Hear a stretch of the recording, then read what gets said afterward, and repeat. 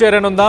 మంత్రివర్గంలో త్రిషకు కీలక శాఖని ఇవ్వబోతున్నట్టు ప్రస్తుతానికి వార్తలు వస్తున్నాయి. తమిళనాడు ఎన్నికల్లో 2 స్థానాల్లో విజయ్ పోటీ చేశారు.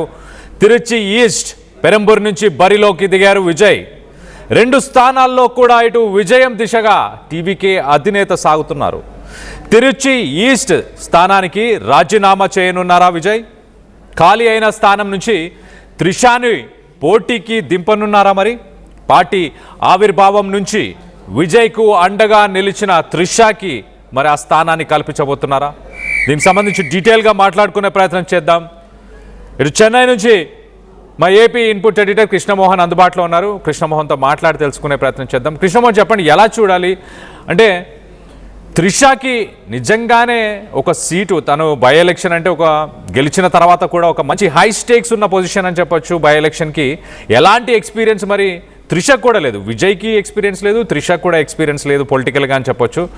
అలాంటి ప్లేస్ని, మరి అంత ఇంపార్టెంట్ ప్లేస్ని మరొకసారి త్రిషకి ఇచ్చే అవకాశం ఉందా? ఏంటి ప్రస్తుతానికి ఏం చర్చ నడుస్తుంది? ప్రస్తుతం మనం విజయ్ ఇంటి ముందు ఉన్న పరిస్థితి మనం చూస్తున్నాం. ఇప్పుడే కాసేపు క్రితమే విజయ్ కూడా బయటకు వచ్చి తన అభిమానులకి హాయ్ చెప్పి నమస్కారం అని చెప్పి లోపలికి వెళ్ళారు. తర్వాత తిరుపతిలో ఈ రోజు త్రిషా కృష్ణన్ బర్త్డే యాక్చువల్ గా రోజు తిరుపతికి వెళ్ళారు. ఆమె తిరుపతి నుంచి ఉదయాన్నే స్వామిని దర్శించుకుని నేరుగా ఇక్కడికి వచ్చారు. ఇక్కడికి వచ్చి విజయ్ ని కలిసి వెంటనే ఇక్కడి నుంచి కూడా వెళ్ళిపోయిన పరిస్థితి మనం చూసాం. అయితే ఇప్పుడు ఒక పెద్ద చర్చ జరుగుతుంది. విజయ్ 2 స్థానాల్లో పరమగూరు, తిరుచూరు సౌత్ నుంచి కూడా 2 స్థానాల్లో విజయం దిశగా ఆయన ఉన్న నేపథ్యంలో మరి ఎక్కడో ఒక స్థానం నుంచి ఆయన ఖాళీ చేయాల్సి వస్తుంది. ఖాళీ చేసే స్థానాన్ని త్రిషాకి ఇస్తారా అనే ఒక చర్చ కూడా జరుగుతుంది. అది కొంచెం రూమర్స్ అనుకోవాలా, లేకపోతే ఆ దిశగా ఏమైనా ఆలోచన జరుగుతున్నాయా అనేది ఇప్పుడు దాకా ఏమీ తెలియదు. ఎందుకంటే ఇంకా విజయ్ తన అధికార పార్టీకి పూర్తి స్థాయి ఏదైతే 118 అవసరమో ఆ టార్గెట్ ని ఇంకా రీచ్ కాలే దిశగా ఇంకా రాలేదు. అంత అఫీషియల్ గా కూడా ప్రకటన రాలే. ఈ లోపల కొంత చర్చ అయితే తమిళనాడులో చర్చ జరుగుతుంది. త్రిషాకి మంత్రి పదవి కూడా ఇస్తారని ఒక చర్చ జరుగుతుంది. ఇట్లాంటి చర్చలన్నీ కూడా జోరుగా సాగుతున్నాయి. ఇందాక త్రిషా వచ్చిన మాట అయితే వాస్తవం. ఆమె విజయ్కి కంగ్రాట్స్ చెప్పి ఆమె వెళ్ళిపోయారు. తర్వాత లోపల కొంత అంతర్గతంగా కొన్ని వ్యాఖ్యలు మాట్లాడుతున్నారు. అయితే ఫైనల్ లిస్ట్ ఇంకొక గంట, 1.5 గంట తర్వాతనో అసలు ఎన్ని స్థానాలు పక్కాగా గెలిచారు అనే ఒక లిస్టు రావచ్చు. అది మ్యాజిక్ ఫిగర్ కి అందుకుందా, లేదు మ్యాజిక్ ఫిగర్ కి ఎంతైనా కొంచెం దూరంలో విజయ్ ఆగిపోయారు. మ్యాజిక్ ఫిగర్ గానీ అందుకుంటే ఓకే, ఇంకా ఆయన ఎప్పుడు అనుకుంటే అప్పుడు ఏమనుకుంటే అది జరుగుతుంది. కాకపోతే మ్యాజిక్ ఫిగర్ కి కాకపోతే తర్వాత జరగాల్సిన సపోర్ట్ ఎవరి దగ్గర నుంచి సపోర్ట్ తీసుకోవాలి? కాంగ్రెస్ నుంచి తీసుకుంటారా, లేకపోతే ఇతర పార్టీల నుంచి తీసుకుంటారా, లేకపోతే ఇతర పార్టీల నుంచి తీసుకుంటారా? చాలా పార్టీలు ఇక్కడ ఉన్నాయి. అప్పటికీ కాంగ్రెస్ కూడా 2 చోట్ల గెలిచే పరిస్థితి కూడా ఉంది. సో అటువంటి పరిస్థితుల్లో వాళ్ళ ఏమన్నా నిర్ణయం తీసుకుంటారా ఏంటనేది కూడా చూడాల్సిన పరిస్థితి చాలా స్పష్టంగా ఉంది. బట్ ఇప్పటికిప్పుడు జరుగుతున్న పరిస్థితుల్లో విజయ్కి సంబంధించిన దాంట్లో వ్యక్తులుగా వచ్చే డోర్ కూడా విజయ్ ఇల్లు ఓపెన్ చేస్తున్న పరిస్థితి అయితే ఉంది. బహుశా విజయ్ బయటకు వెళ్తున్నారు అనేది చూడాలి. విజయ్ కాదు,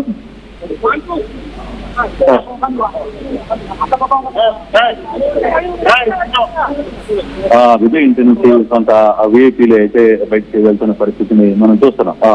కారులో ఆయన ఇక్కడ నుంచి బయటికి వెళ్లే పరిస్థితి అయితే ఉంది. కారులో కొందరు వ్యక్తులు ఇక్కడి నుంచి బయటికి వెళ్ళిపోతున్నారు. కానీ ఎవరు అనేది తెలియదు. కాబట్టి విజయ్ మాత్రం ఇంట్లోనే ఉన్న పరిస్థితి. ఇప్పుడు పూర్తి డెసిషన్ వచ్చిన తర్వాతనే పూర్తిగా ఎన్ని సీట్లు గెలిచారు అఫీషియల్ గా ఎన్నికల అధికారులు ధృవీకరించిన తర్వాత అసలు డ్రామా స్టార్ట్ కాబోతుంది. నిజంగానే విజయ్ కి 118 స్థానాలు వచ్చే అవకాశం ఉందా? క్లియర్ గా మ్యాజిక్ ఫిగర్ ని అందుకున్నారా, మ్యాజిక్ ఫిగర్ ని దాటే పరిస్థితి ఉందా అనేది చూడాలి. లేదు అటు కాలేదు అనుకుంటే ఎవరి సపోర్ట్ విజయ్ తీసుకోబోతున్నారు అనేది కూడా మనం చూడాల్సిన పరిస్థితి. సో ఈ యాంగిల్స్ సంబంధించిన వ్యవహారంలోనే ఇప్పుడు కొంత చక్రబద్ధంలో జరుగుతున్నాయి. పూర్తిగా కూడా అక్కడి నుంచి ఎంత వరకు మెజార్టీ, ఎన్ని సీట్లు గెలిచారు, ఎంత అఫీషియల్ గా వచ్చింది అనేది కూడా ఇంపార్టెంట్.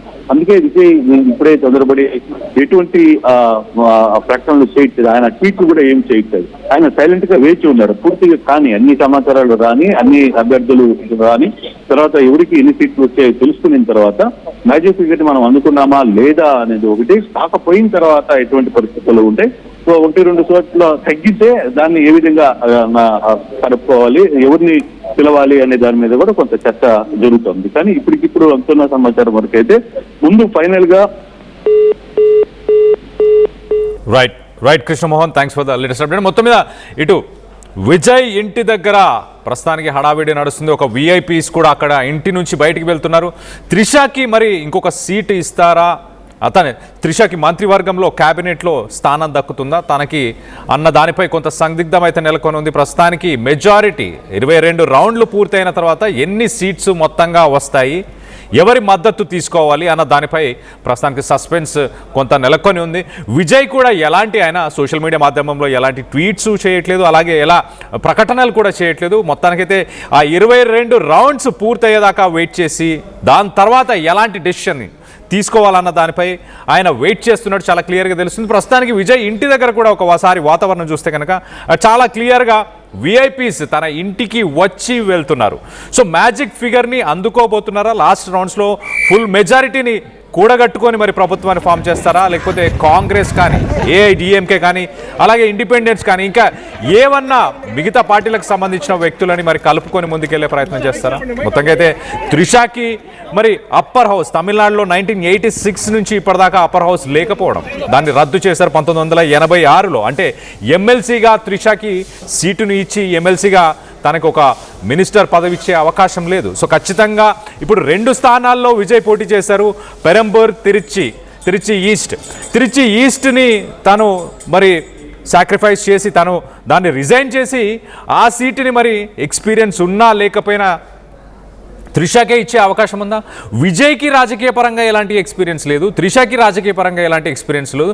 ఇద్దరికి లేకపోవడం వల్ల మరి ప్రతిపక్షాలు ఇదొక ఫ్యాన్స్ క్లబ్ అని చెప్తారా, లేకపోతే సినిమా ఇండస్ట్రీ వాళ్ళు ఆడే సర్కస్ అని ఏలు ఎత్తి చూపించే అవకాశం కూడా ఉంది. కాబట్టి సో మొత్తం మీద కొంత ఉత్కంఠం సందిగ్ధం అయితే ఏర్పడుతుంది ఖచ్చితంగా.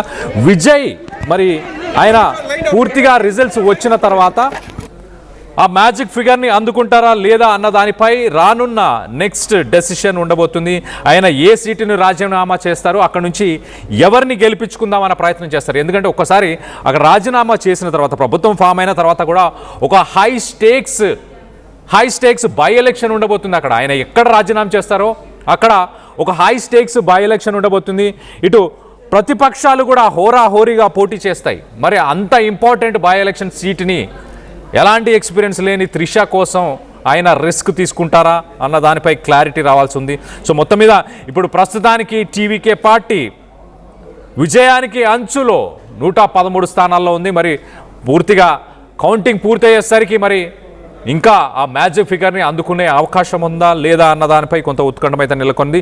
మీరేమనుకుంటున్నారు? వాస్తవానికి త్రిషకి నిజంగానే తిరుచి ఈస్ట్ సీటుని రిజైన్ చేసి తనకు అక్కడ బై ఎలక్షన్లో నిల్చునే అవకాశం ఇస్తారా? తన క్యాబినెట్లో త్రిషకి క్యాబినెట్లో మంత్రి పదవి దక్కబోతుందా? గతంలో మనం చూస్తే త్రిష కొన్ని సంవత్సరాల కిందట ఒక జర్నలిస్ట్ ఒక మీడియా వ్యక్తితో మాట్లాడుతూ ఖచ్చితంగా ఏదో ఒక రోజు నేను ఒక చీఫ్ మినిస్టర్ని అవుతాను తమిళనాడుకు అంటూ ఆమె మాట్లాడిన మాటలు ప్రస్తుతానికి సోషల్ మీడియాలో చక్కర్లు కొడుతున్నాయి. దానికి సంబంధించి ఒక్కసారి ఆమె ఏం మాట్లాడిందో గతంలో ఒకసారి అది కూడా వినే ప్రయత్నం చేద్దాం.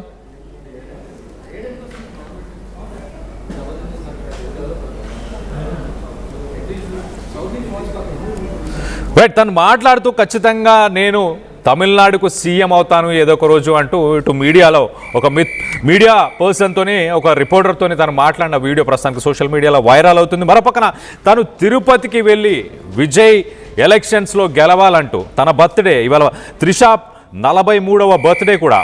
సో ఈ బర్త్డే రోజు తను తిరుపతికి వెళ్ళి శ్రీవారిని దర్శించుకున్నాక డైరెక్ట్గా విజయ్ ఇంటికే వచ్చి విజయ్కి కంగ్రాచులేషన్స్ చెప్పడం జరిగింది. సో బర్త్డే కోసం అలాగే విజయ్ పార్టీ గెలుపు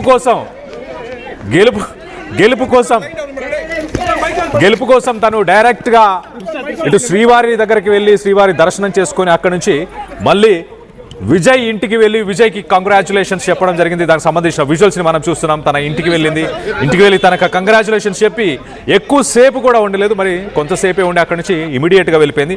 సో మొత్తానికైతే మ్యాజిక్ ఫిగర్ అందుకున్న తర్వాత దానిపై క్లారిటీ వచ్చే అవకాశం ఉంది. ఇప్పటిదాకా విజయ్ పొలిటికల్ కెరియర్ వైజ్ మనం ఒకసారి చూస్తే కనుక ఎలక్షన్స్కి కొన్ని నెలల ముందే ఇటు క్యాంపెయినింగ్ చేస్తున్న సమయంలోనే, క్యాంపెయినింగ్కి వెళ్ళబోతున్న సమయంలోనే, ఇటు సభలు నిర్వహిస్తున్న సమయంలోనే తన భార్యతో విడాకులకు సంబంధించిన ఇష్యూని తన భార్య కోర్టుకి ఆశ్రయించడం, దాని తర్వాత దానిపై చర్చ సోషల్ మీడియాలో కానీ చర్చ జరిగింది. విజయ్కి ఒక రకంగా ఇది ఒక నెగటివ్, ఒక బ్యాక్ డ్రాగా అవ్వబోతుంది, ఒక బ్యాక్ డ్రాగా ఉండబోతుంది అనుకున్న సమయానికి అందరి మైండ్స్కి, అందరి నోర్లకి కూడా ఒక్కసారిగా అందరి నోర్లపై వేలు వేసుకునేలాగా ఒక అండర్ డాగ్ లాగా పర్ఫామ్ చేశాడు. ఎవరు ఎక్స్పెక్ట్ చేయని రిజల్ట్ తమిళనాడు ప్రజలు ఇచ్చారు. మొత్తానికైతే విజయ్కి పట్టం కట్టారు. సో విజయ్ మరి అదే తరహాలో తనకి ఎక్స్పీరియన్స్ లేదు, ప్రజల్లోకి వెళ్ళేటప్పుడు ఒకటే మాట చెప్పాడు, నాకు పొలిటికల్గా ఏ ఎక్స్పీరియన్స్ లేదు, రాజకీయంగా ఎలాంటి ఎక్స్పీరియన్స్ లేదు, అలాగే కరప్షన్ పరంగా కూడా నాకు ఎక్స్పీరియన్స్ లేదు అన్న స్లోగన్తోనే విజయ్ తమిళనాడు ప్రజల్లోకి వెళ్ళాడు. నాకు రాజకీయంగా ఎక్స్పీరియన్స్ లేదు, ప్రజల్ని దోచుకునే ఆ ఎక్స్పీరియన్స్ కూడా రెండూ లేవు, కాబట్టి నాకు ఒక అవకాశం ఇవ్వండి అన్నారు. సో అదే తరహాలో త్రిషాకి కూడా మరి విజయ్ అవకాశం ఇస్తాడా? దీనిపై మీరేమనుకుంటున్నారు? మీ అభిప్రాయాలని కింద కామెంట్ రూపంలో తెలియపరచండి.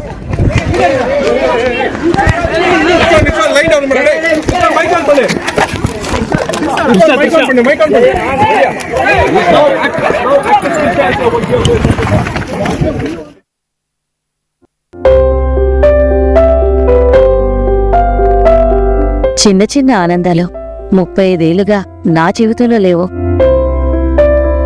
35 ఏళ్లుగా నేను డైపర్లలో బ్రతికాను. 6 సెంటీమీటర్ల ఫిస్టులా నా మూత్రాశయంలో లీకు కారణమైంది. ఎవరూ నాకు సహాయం చేయలేకపోయారు. ఏఐఎన్యూలో వైద్యులను కలిసే వరకు అక్కడ వారు రోబోటిక్ శస్త్రచికిత్సతో నాకు పరిష్కారం ఇచ్చారు. వారు నా ఆత్మవిశ్వాసాన్ని కూడా తిరిగిచ్చారు. Precision care makes it possible. The Center for Robotic Surgery at AINU